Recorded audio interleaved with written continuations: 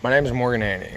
So for the past 3 or 4 days, I have been trying to siphon my gas out of my BMW 330i 2001 E46 3 Series.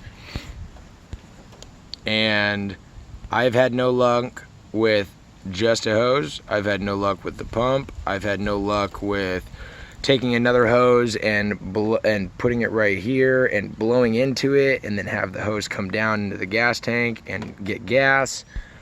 I have been failing every turn ever I get to. I go online and there's nothing on Google about an E46. You'll come up with E38s and E39s or E36s, other models, other variant ways to do gas siphoning, but I've hit a roadblock and I'm out of gas. The other day I blew a tie rod in this BMW, taking it down to T5 in Portland, drag racing, and that's a different story. I can fix that later, but this has a full tank of gas, as my other BMW does not have a full tank of gas, and since this one's going to be sitting, I don't want the gas sitting in it either. So I'm going to show you guys how to siphon the gas out of today, out of a BMW E46 2001 330i. If you guys have a model in the 3 Series E46, this should be the easiest way to siphon your gas. You will have what's called a little green ball down in the bottom of your gas tank that's preventing the hose from getting down there to the bottom of the tank. It's not letting me siphon the gas out. Some people might have, if they bought a used car, the ball's already removed, but a lot of the time it's not. So what I did is I go in my car, the back seats come up by lifting in the front here. If you just lift up and you wiggle around, you'll get your, please apologize for the mess, this was the very first BMW I've ever owned. You get your seat belts right here. Coming through the holes will give you a little trouble, but when you get it out, all you do, you take the back seat out, put the back seat somewhere else for right now, and you come in here behind the passenger seat in a US made or in a US version BMW, drivers on the left side, passengers on the right. Come down here and you'll see this plate. My rubber is probably a lot worse than yours. A lot of the times you'll have a flap and it'll all look real nice and not all chewed up and crappy. But you'll take your flap, you'll move your flap back, and you'll have these bolts. I put them in my ashtray for safekeeping. 4 bolts all the way down. I got them out by probably the hard way. A lot of you guys will use a power tool. 10mm socket, fits on, and they come right off. Store them in my ashtray for safekeeping. Once you have those off, you'll lift your plate up here, and you'll have this connected.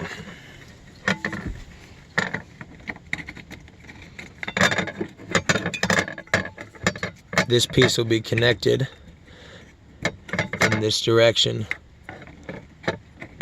How you take it off,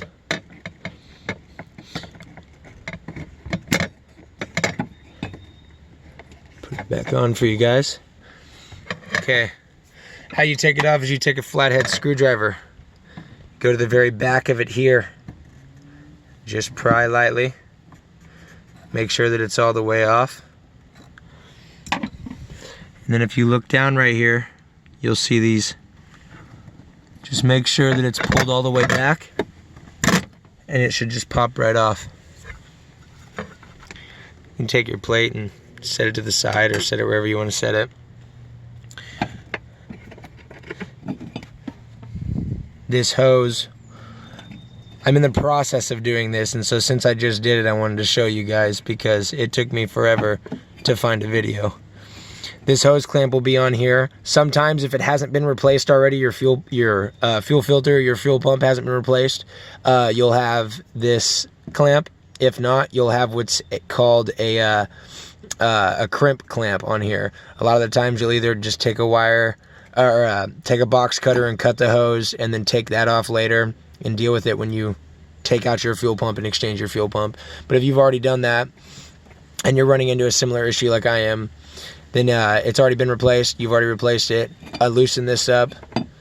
Take this piece off. Set it over there. Now, what you're going to have after you take that piece off, if you can take it off, if not, you're going to want to start your car. You're going to want to turn it on the ignition, and then that'll relieve the built-up pressure that's coming on your fuel pump. If not, you can always take a gamble. Just take a towel like I did here, set it around it, wiggle it off real slow. You can get it off if it's done this way by just prying with a flathead screwdriver. Go on both sides. It's probably an old hose, so be gentle with it. Pry it right off. You'll have a little bit of a flow going in there, so either have like a towel or a rag or something handy, or a cup that can withstand gasoline and not melt it. Once you get that, you'll have this plate, this plate cover right here. How you get that off is I'm on the passenger backside door. Put my screwdriver in these little grooves right here, my flathead screwdriver. Take a hammer and hammer the sides of it. It took me about 2.5 minutes of playing with it here and there, and it may not feel like it's gonna budge, but you'll tap it like so. And you'll go around and you'll move it and you'll move it and you'll move it. When you're done and it starts to get a little loose, stop, because you don't want to break anything, especially if you're not trying to replace anything. Take your plate off. Set your plate somewhere else. Now, there's a hook on mine here. It may not be on yours if it's broke or whatnot. Just slightly tug on it. And then, as you can see, is the top of my fuel tank, my fuel filter, my fuel pump, and a full tank of gas. If you have trouble getting that off, you can always take a flathead screwdriver and pry right here. You'll notice that this side is different than any other side. You just take that when you're done, and you'll push it back in slightly. Now, when you remove this, be very careful. When you pop it up, you'll have a hose right there.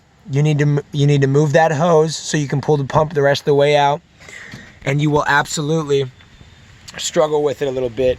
Be gentle. You don't want to break anything. Again, if you're not trying to replace anything, be gentle with it.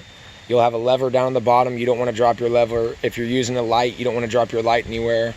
Again, appreciate it, guys. I hope this helps anybody else out there that runs into an issue or a similar problem that I've run into, or just can't figure out how to do this, not needing to go underneath your car and undo the lines and then let gas just spew all over the place. Huffing in gas, breathing it this way freaking sucks. Getting in through the engine or whatever else that you may have to do, it just sucks, man. This is what I'm doing. I'm doing it over at my sister-in-law's house. It's pretty simple and it's pretty easy. Thanks for watching. I hope this helps you out. Subscribe if you like it. Have a good rest of your day, guys.